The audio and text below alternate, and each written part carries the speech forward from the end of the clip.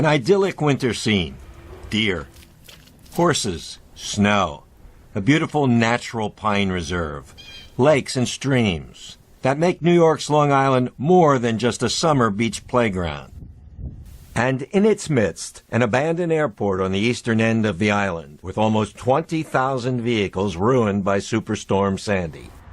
These vehicles and thousands more at other sites continue to be transported from the hard-hit storm areas every day.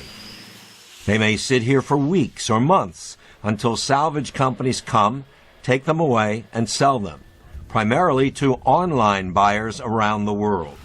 It seems that as one car leaves, there's another to take its place. They have been swept by the Atlantic Ocean down roads, slammed into buildings and other cars. If they were intact, they wouldn't have been written off as totally worthless by the insurance company. Richard Amper is executive director of the Long Island Pine Barrens Society.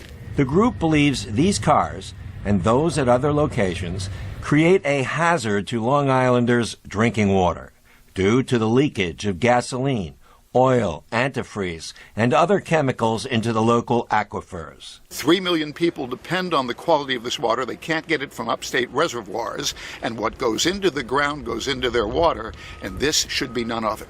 The town of Riverhead negotiated a $2.7 million contract to store the salvaged cars for up to 1 year. Town Supervisor Sean Walter says just because a car was submerged does not mean there's going to be leakage into the aquifer.